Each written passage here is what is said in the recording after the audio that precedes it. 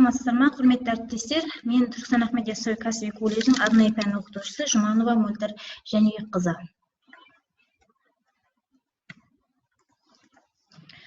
Бүгінгі менің вебинарымның тақырыбы оқыту мен оқытуда ақпараттық коммуникация технология ресурстарының мүмкіндіктері мен тиімділігі. Осы ақпараттық коммуникация технология ресурстарының ішіндегі Google формамен жұмыс. Вебинардың мақсаты Google ресурстарын тегін қолдануға болатындығын және қолданушылар үшін тиімді жақтарын көрсету. Вебинардың тиімділігі интернеттегі қызметтерді пайдаланып, құжаттарды қалай бірлесе құруға, өңдеуге, сақтауға болады. Қашықтан оқыту жағдайында оқушыларға тиімді кері байланысты қамтамасыз ету бұл оқытушының сыни шеберлігі. Оқытушыларға онлайн кері байланыс дағдыларын жетілдіру үшін өмір бойы білім алу ұстанымын ұстану қазіргі уақыттың өзекті мәселесі екенін барлығымыз білеміз. Қашықтан оқыту технологиясын қолданып, білім берудің мақсаты білім алушылардың мүмкіндіктерін ескере отырып, әртүрлі платформаларды қолдану арқылы оқыту, білім алушы мен мұғалім арасындағы кез келген форматта өзара файлдармен алмасу. Қашықтан оқыту кезеңінде әр мұғалім өз шеберлігіне қарай әртүрлі платформаларды қолдану арқылы оқытуды жүргізіп келеді. Ол платформалардың қайсысы болмасын, ақпаратты білім алушыға ыңғайлы және түсінікті түрде жеткізуге, олармен диалог жүргізуге және кейбір байланыстарды жасауға өте тиімді. Ақпараттық коммуникация технология ресурстарының бірнеше түрлері бар. Соның ішіндегі Google форма, Google нысандарын кері байланыс нысандарын құрудың онлайн құралы. Екінші ClassTime. ClassTime бұл мұғалімдер үшін сыныптың және әр оқушының үлгерімін бірден бағалауға көмектесетін құрал. Келесі Record RTS, яғни көмегімен экранды бейне форматқа, яғни записке басатын көмекші құрал. Бүгін сіздерге мен Google формада ақпарат коммуникация ресурстарының бірнеше түрінің ішіндегі Google формада жұмыс жасап көрсетемін. Келесі вебинарларында ClassTime'да көрсететін боламын. Google формада жұмыс бастамас бұрын сіздерге Google таныстырылымдарını кішкене таныстырып кетейін. Google компаниясының таныстырылымдары жасауға, редакциялауға және жариялауға арналған онлайн сервис. Google таныстырылымдары аудиторияға жаңа идеяларды ұсынудың тамаша тәсілі. Көптеген тақырыптар, тесттік тапсырмалар, кірістірілген бейне файлдар, анимация тәсілдері мен басқа да құралдарды, яғни сіздің игілігіңізге болады. Әрине, бұның барлығы сізге тегін. Таныстырылымдар кез келген құрылғыда, телефонда, планшетте, немесе компьютерде жасауға, редакциялауға және құруға болады. Яғни білім алушы сіздің жасаған жұмысыңызды өзінің қолындағы, яғни планшетінде, телефонда, компьютерінде жұмыс жасап көрсете алады. Келесі Google өнімдері. Google өнімдерінің ішіндегі Google өнімдерінің қосымшасының бірнеше түрлері бар. Соның ішіндегі Google форма, Google Classroom, Google презентация, яғни тиімді барлығы қолданылатын дүниелердің бірі. Оның ішінде Google Word та бар, Google презентация да бар, Google Excel де бар, Google құжат та бар. Яғни соның ішіндегі мен Google форма. Интернетте пайдаланушылар бірлесіп сауалнама, тесттік тапсырмалар және сұрақтар құрастыруына болады. Келесі Google Classroom оқытудың толығымен онлайн көшіруге мүмкіндік беретін платформа тақырыптар бойынша сабақтарды құрастыруға, материалдарды қосу, үй тапсырмаларын беруге өте ыңғайлы. Келесі Google презентация, интернетте пайдаланушылар бірлесіп презентация құруға болады. Енді осы Google ұсынған әр алуан қызмет түрлерінің ішіндегі Google форма. Қашықтан оқыту кезінде оқушылармен кері байланыс жасау үшін тиімді құралдардың бірі Google форма. Google форма Google дисктің ең танымал функциясының бірі. Google форманың артықшылықтары. Google форма қашықтан оқыту кезінде кері байланыс жасауда, әсіресе бөлім бойынша және жиынтық бағалау аттестациялар кезінде өткізуде өте ыңғайлы, қолайлы құрал. Google жасалған құжатты қашықтан әрекеттестіктің, яғни кез келген ортасына енгізуге мүмкіндік береді. Яғни мен осы Google формада жасаған тесттік тапсырмаларымды, сауалнамаларымды мен өзімнің Moodle платформамда контент ретінде қолдана аламын. Google форманың ыңғайлылығы. Google формада тест жұмыстарын бір дұрыс жауаппен және бірнеше дұрыс жауаптармен өткізуге, оқушыларға белгілі бір тақырып бойынша жазба жұмысын жаздыруға, бақылау сұрақтарын орнатуға ыңғайлы құрал болып табылады. Уақыт пен қағазды үнемдеу. Сонымен бірге бұл сервис, яғни қағазбастылықтан құтқаратын бірден бір құрал деп айтуға болады. Осы Google формада алдын ала дайындалған тапсырмаларды орналастыру арқылы практикалық жағынан таныстыруда өзімнің пәндерімде қолданған дайындалған тапсырмаларды жасап көрсетуді сіздерге жөн көрдім. Енді Google формада жалпы Google форманың барлығын таныстырып өттім. Енді сіздерде Google формада тест жасау жолдары. Google формада тест жасау жолдарынан мен 5 қадам бойынша қойдым. Бірінші Google аккаунт ашу, екінші Google дискпен жұмыс жасау, келесі үшінші қадам формамен жұмыс, төртінші қадам Google формада тест жасау, және де қосымша тесттен бөлек бұл жерде сауалнамаларды даярлауға болады. Енді жалпы бірінші қадамда өз аккаунтыңызды құру. Біз енді барлығымыз планшетті, біз барлығымыздың қолымызда смартфон болғандықтан, бізде барлығымызда, яғни әлеуметтік желілерді пайдаланамыз, сол себептен бізде Google аккаунт бар өзімізде. Ал егер сіз Google аккаунтыңыздың логин пароліңізді ұмытып қалған жағдайда, сіз өзіңіздің қайтадан создать етіп восстановление жасасаңыз болады. Енді мен сіздерге Google аккаунтпен, Google формамен жұмыс жасау үшін бірінші Google браузер Chrome пайдаланып, осы жерден мен Google браузердің жаңа вкладкасын ашып аламыз. Google аккаунтыңыз барлықтарыңызда бар, оны ашудың барлықтарыңызда бар, тек логин парольдеріңізді кіргізіп кіресіздер. Екінші қадам бойынша менде өзімнің Google аккаунтымды, мына жерде менің өзімнің есіміме арналған Google аккаунтым бар, яғни осының қасында менде Google форманың, яғни Google Chrome'ның 9 нүктелі приложениесі бар. Осы приложениені басып, біз ары қарай екінші қадам бойынша, яғни Google дискпен жұмыс жасаймыз. Жаңа айтып кеткенде, мен осы жерден жанама меню ашылады. Осы 9 нүктені басқаннан кейін, міне қарасаңыздар, бұл жерде Google-дің бірнеше қосымшалары бар. Соның ішінде мен Google дискпен жұмыс жасаймын. Осы Google дискті басамыз, бізге, яғни Google дискті бізге жұмыс ашылады. Алдарыңызға ашылған менюде, жаңа терезеде, яғни өздеріңіздің бұрынғы ашылған парақша беттеріңіз, папкалеріңіз болса, осының барлығы ашылады. Енді мен өзімнің Google дискіңізде, егер сіздерде ешқандай не жоқ болса, тек сіздерде шаблон ретінде бір-екі өзінің Google формасы тұрады, болмаса сіздерде тап-таза болып тұрады. Осы жердің өзіңіз, яғни әр сабаққа ашқан, кері байланысты веб сабақтарын әркімнің өзінің пәндеріне ашқан, яғни бұл жерде папкалері болады. Енді мен Google дискпен жұмыс жасап аштық, келесі, яғни осы Google дискті создать етеміз. Ол үшін біз создать пернесін басамыз вкладкада. Осы жерден менде создать папку, яғни создать папканы басам, маған бұл жерде новая папка шығады. Бұлдың атауын сіздер өзіңіздер пәннің атын берсеңіздер де болады, немесе жаңағы кері байланыс ретінде сіз аттестацияның уақытында тест тапсырмасын бергіңіз келсе, тесттік тапсырмалар деп сіз атау беріп создать етсеңіз болады. Бұны біз уже тесттік тапсырмалар деп создать еттік. Міне бізге қарасаңыздар, тесттік тапсырмалар папкасы ашылды. Енді мен бұны тесттік тапсырмаларды тезірек жылдам 2 рет басамын, уже маған мой диск, яғни бұл мой диск дегеніміз, біздің диск дегеніміз, Google диск сіздің мәліметтеріңізді сақтап отырады.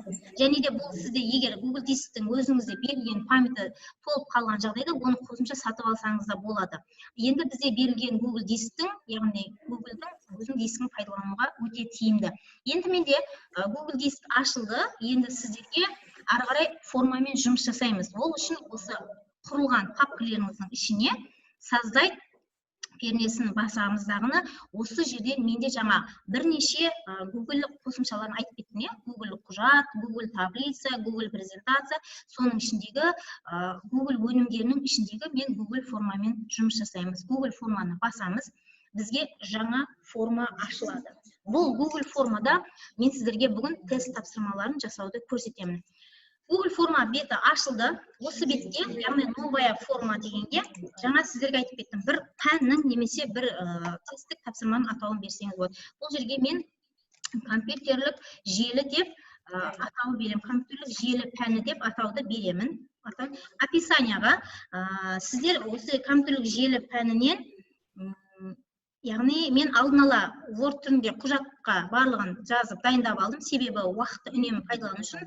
Описанияға берсеңіздер де болады, бермесеңіздер болады. Мен бұны беремін, себебі түсінікті бұл компьютерлік желілер тақырыбын тапсырмалар. Тесттік тапсырмалар деп мен атауды беріп отырмын. кім қосып отыр? Келесі, яғни бұл жерде Google формада бізде бұл осы веб вопрос без залога дегенге, яғни студенттің аты жөні. Қазір басылған үлкен әріппен аты жөні және тобы. Яғни сіз бір топқа ғана тесттік тапсырманы беретін болсаңыз, аты жөні деп жазып кетсеңіздер болады. Яғни осыны бірнеше топқа беретін болсаңыз, тобын жаздырғаныңыз өзіңізге тиімді. Себебі оны бағалаған кезде оның қай топта екені қасында жазылып тұрады. Студенттердің қай топта оқитыныңыз. Келесі, осы жерден аты жөнін жазып болғаннан кейін біз міндетті түрде текстті строканы белгілейміз. Өйткені бұл жерге міндетті. Енді осы аты жөнін болғаннан кейін біз обязательно іске қосамыз. Обязательно вопросты іске қосамыз.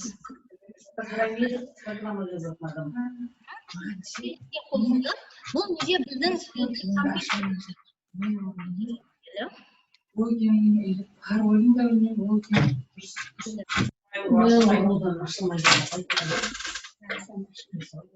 бұл жерде ашылады ма? Ұмытылған логин пароль. Ой, он кезінде ашқан кезде оған қалай, қандай секретный вопрос қойдың, қандай телефон тіркедің, соны бәрін сұрайды ғой. Сіздің данныйыңыздың барлығын сұрайды. Қандай қосымша электронды почта тіркедіңіз, соны бәрін сұрайды.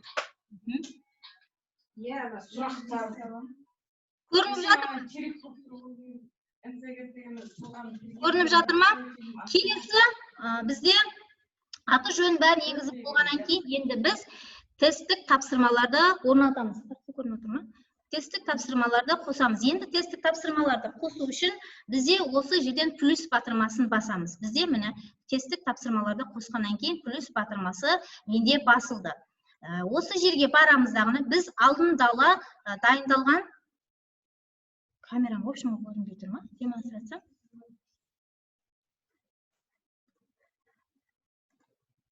Сол бағанан бері сұрап жатқаным.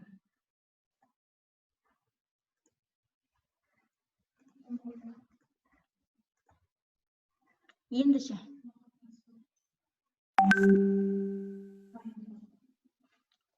Қосылды ма? Көрінді ма программа? Міне компьютерлік желілер, яғни студенттердің аты жөнін енгізіп болғаннан бұл жерге біз уже тимейміз. Келесі біз уже тесттік тапсырмаларды қосамыз.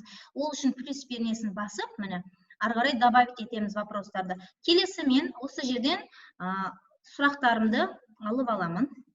Дайын сұрақтарды уже дайындап қоясыз алдын ала. Келесі мен осы варианттарды Word документтерден, яғни нұсқасын әкеліп шақырамдағыны Google формада нұсқаларын тастаймын. Уже менде келді. Керек емес нұсқасы артық шыққан болса, оны жойып тастайсыздар. Енді бұл жерде қосқан кезде міндетті түрде әр сұрақтардың варианттарының алдындағы вариант нұсқаларын немесе сол тесттің сандарын қоймауға болады. Оны егер қойған болсаңыз, біз тесттер айналып келсін деген кезде, оның алдында А вариант, В вариант деген сияқты жаңағы тесттердің нөмірлері бір-бірімен алмаспегенде, олар өздерінің орнын алғысы кетеді. Енді осы жерден тесттің белгілеген кезде менде міне тек бір спискі ғана белгіленсін деп жасалынады. Енді осы тесттерді жасамай, осы құрылып алып қазір 20 тест қоясыз ба, 25 тест қоясыз ба, 10 тест қоясыз ба, оны өзіңіз білесіз. Енді бізде настройкасына кіріп тесті дейміз, яғни біз тест жасағаннан кейін тесттік құжатты қосып қоямыз. Осы жерде тест тапсырушы, яғни сразу ответтің немесе несін көруге болады. Сохранить пернесін басамыз. Келесі настройкасына келіп, общийде, яғни тестті орындаушы, яғни білім алушы бір-ақ мәрте жіберсін деп осы жерге птичканы басып қойсаңыздар болады. Яғни оны бассаңыз да, баспасаңыз да, яғни студент бір мәрте жіберсін, немесе бірнеше мәрте жіберсін деген сияқты. Мен бұны әзірге баспаймын қазір, өйткені нәтижесін тексеріп сіздерге көрсетемін. Келесі тесттік тапсырма қосылды. Осылай ары қарай мен тағы да бір нені вариантты қосамын. Ол жерге мен алдын ала дайындап алған сұрақтарымды алып келіп қоямын.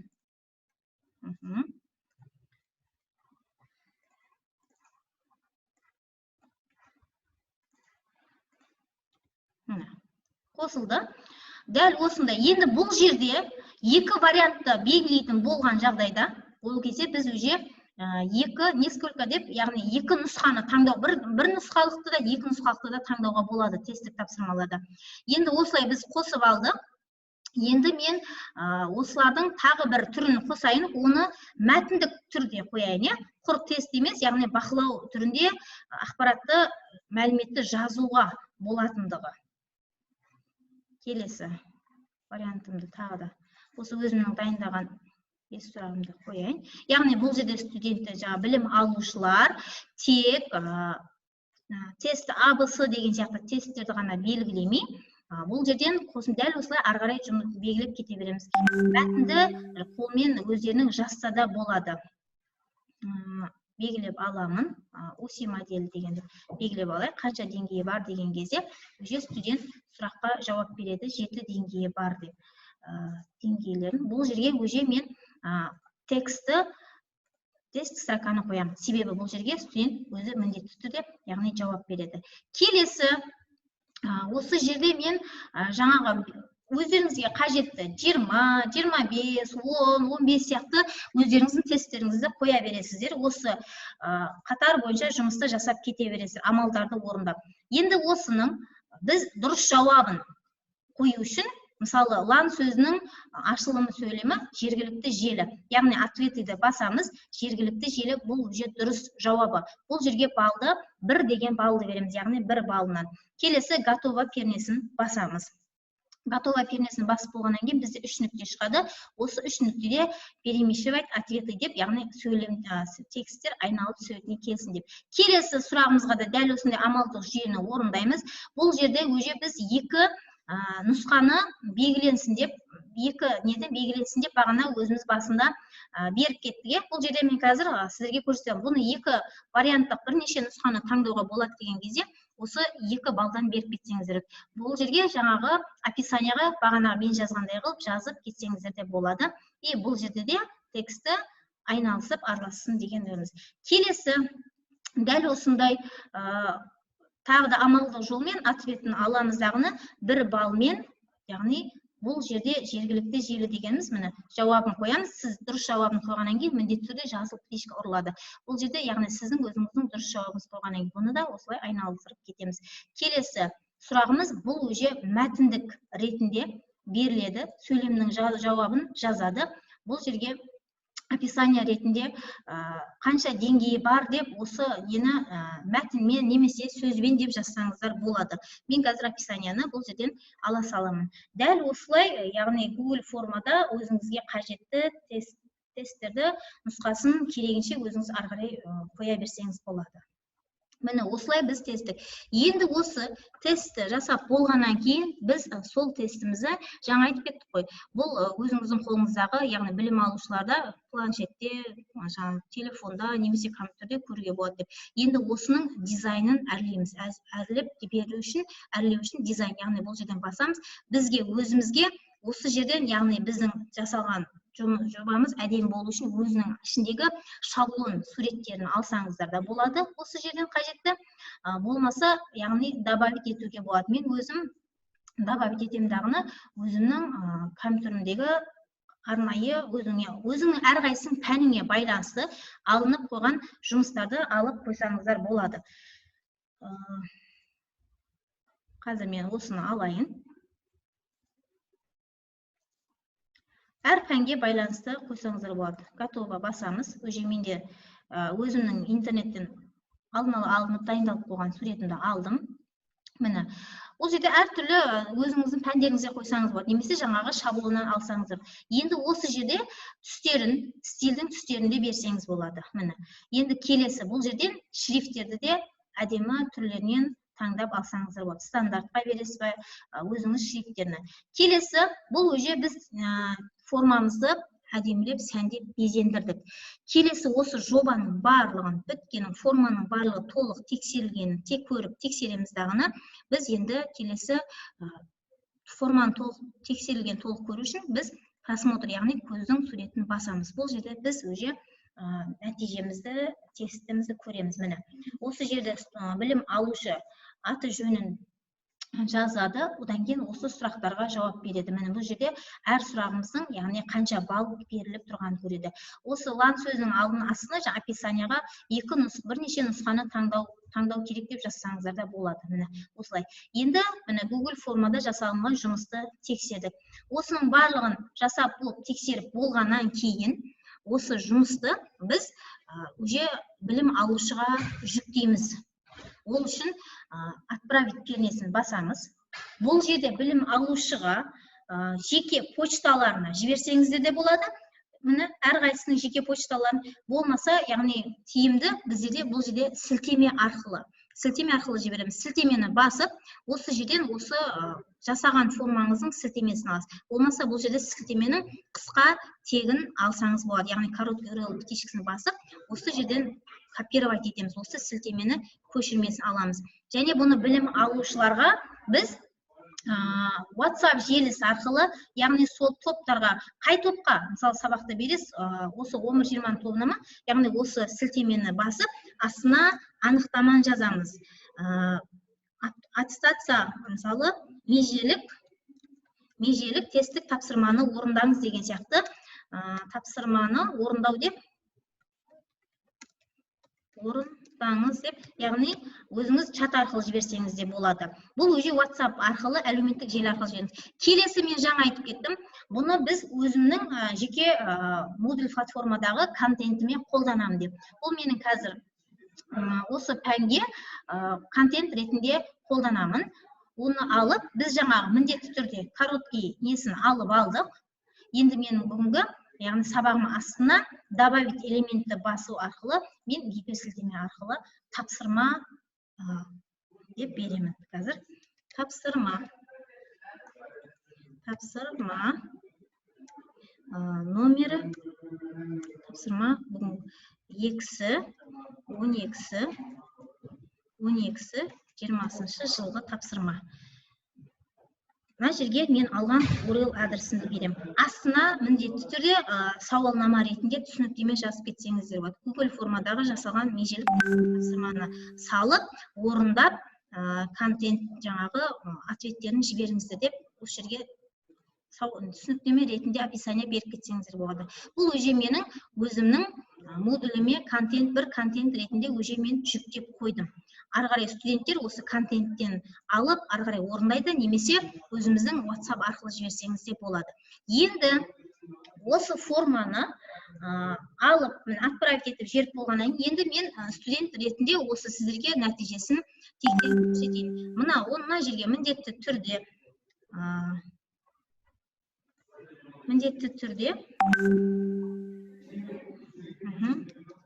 Мөлдір Жұманова.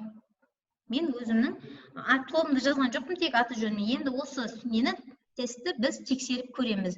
Лан сөзінің жергілікті желі, лан сөзінің атауын екінені басамыз, жергілікті бір бөлмеде берілген, и мына жерге 7 деңгей деген сияқты отправить етеміз. Енді осы тестті тексеріп болғаннан кейін студент өзінің балын көре алады да, тек қай жерінде қате жіберді, яғни 4 сұрақтың 2-іне дұрыс жауап берді. Студент өзінің қай жерде қате кеткенін тексеріп көре алады. Дұрыс жауаптарымен бірге өздері көріп тексере алады. Көрдіңіздер ме? Міне осы жерден. Осылай студенті. Енді бұл нәтижесі бізге міндетті түрде Google формада жауабын көру үшін студенттің жауабысы бізге міндетті түрде ответы дегенге келіп тұрады. Осы ответыдан біз скотка ретінде, вопрос ретінде көрсек болады. Яғни менің жаңағы тесттерді белгілегенімді, яғни мен Жұманова Мөлдір тесттік тапсырмалар қалай белгіледім.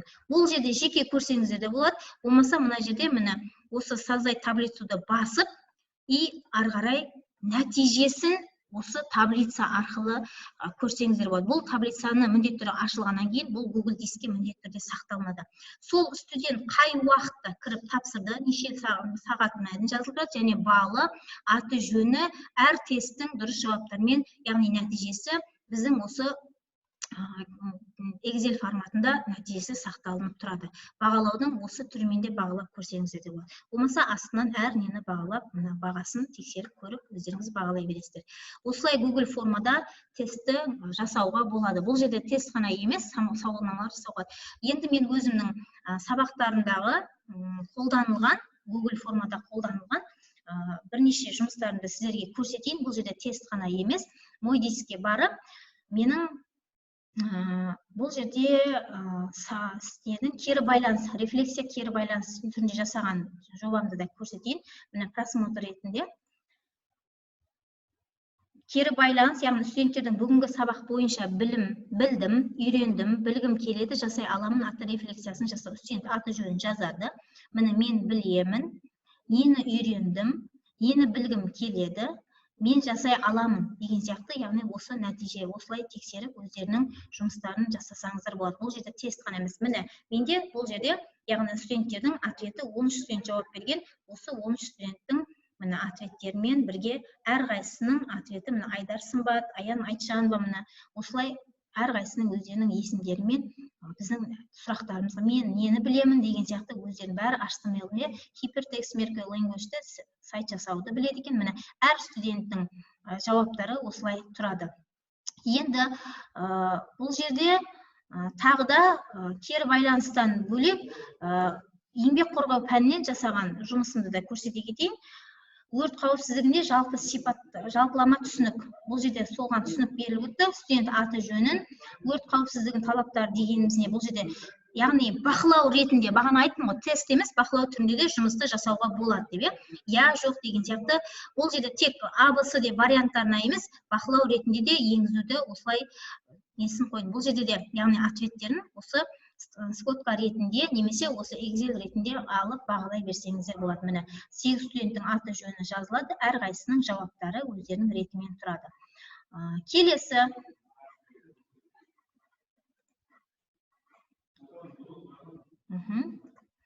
бұл жерде өрт қауіпсіздігіне, яғни кері байланыс, келесі мендегі тағы бір жұмысымды көрсете кетейін. Бұл стильдердің мұра ретінде берілуі деген тақырыпқа, яғни кері байланыс, аты жөнін жазады. Бұл жерге де осындай жауап өздерінің ойын жеткізу үшін мәтінмен теріп жазу, бақылау ретінде осылай кері байланыстарды осылай бердім. Міне бүгінгі Google формадағы жұмыстарды осылай тесттерді жасауларыңызға болады. Жалпы тестті форманы жасап болғаннан кейін әрлеуге, тексеруге, яғни раунд көзбен көзді басып жұмысыңызды көруге, және де настройкасымен сіздер тест болса тест, слайд болса слайдтардан қосып қоясыздар. Бұл жерде студент бір мәрте қолданылсын, яғни бір студенттің аты 2 мәрте шықпасын деп өздеріңіз алып қойсаңыздар болады. Және де отправить етіп. Осы Google формада тест жасау. Бұның өте тиімді, қағазбастылықтан ұтымды, қағаздарды шығындамайсыз, уақытта тиімді байланыс, және де студенттерге әр сабақ сайын өздеріңіздің модульге, платформаларыңызға контент ретінде қолдансаңыздар өте тиімді студенттерді бағалауда. Енді осы Google формада осылай жұмыстарыңызды жасап, әр сабаққа, әр тақырыпқа, әр пәннің, әр айдың аттестациясында жасасаңыздар болады. Қорытындылай келе, мен бүгінгі жұмысымды қорытындылай келе, сіздерге жаңағы мен әрбір айтқан жұмыстарымды ретімен қойып қойдым. Бұл жұмысты өзіңіз жаңағы студенттерге WhatsApp желісі арқылы жаңағы әлеуметтік модуль контент ретінде қойсаңыз да болады дедім. Және де осы жасаған жұмысыңызды мұғалімдерге қолдануға, яғни оны тек өзіңіз ғана емес, мұғалімдерге де бөліссеңіздер де болады. Ол үшін осы менің неме барып, формама барымса, қай недегі, мысалы тесттік тапсырмалама, осы тесттік тапсырманың ішіне кіріп, оң жағын басып, яғни жанама меню шығады, контекстік меню, осы жерде, яғни сізге керек болса атын өзгертуге, жоюға, барлығы осы ой жазылып тұр. Осы жерде общий доступ дегенді бересіз, общий доступ, яғни кімге жібересіз, кім қолдансын сіздікі, яғни мен Бақытжамалға жіберетін болсам, басқа біреуге жіберетін болсам, общий соларға доступты беріп, готова деп бересіз. Немесе сілтемесін өздеріңіздің мұғалімдер чаттарына салып, яғни олар ары қарай өздері сол сіздің жобаңызды ары қарай жасай берсе болады. Қорытындылай келе, Мен әсер жаңа болсын деген сөзмен бүгінгі вебинарымды қорытындылағым келіп отыр.